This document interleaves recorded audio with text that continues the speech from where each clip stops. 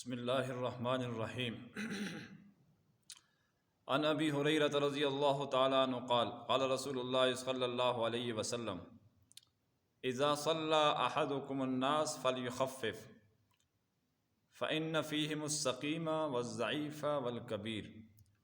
وإذا صلى لنفسه فليطول ما شاء رواہ البخاری و مسلم۔ حضرت ابو ہریرہ رضی اللہ تعالیٰ عنہ فرماتے ہیں کہ جناب نبی کریم صلی اللہ علیہ وسلم نے ارشاد فرمایا کہ جب تم میں سے کوئی لوگوں کو امام بن کر نماز پڑھائے تو اسے چاہیے کہ نماز مختصر پڑھائے، لمبی نہ کرے۔ پھر اس میں وجہ بھی بتائی کہ جماعت کی نماز کے اندر بیمار بھی ہوتے ہیں، حاجت مند بھی ہوتے ہیں، کمزور لوگ بھی ہوتے ہیں، اور اسی طرح بوڑھے لوگ بھی ہوتے ہیں جو نماز کو طویل قیام یا قرات کی وجہ سے ان کے لیے نماز جماعت سے پڑھنا باعث زحمت ہو جاتا ہے۔ پھر فرمایا وَإِذَا صَلَّى أَحَدُكُمْ لِنَفْسِهِ فَلْيُطَوِّلْ مَا شَاءَ، جب تم میں سے کوئی خود اکیلا نماز پڑھ رہا ہو تو پھر چاہے جتنے مرضی لمبا کرے۔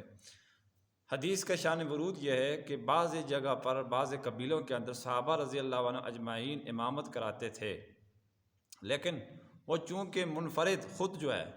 وہ بہت لمبی لمبی نمازیں پڑھنے کے عادی اور شوقین تھے، اس چیز کے مشتاق تھے تنہائی کے اندر،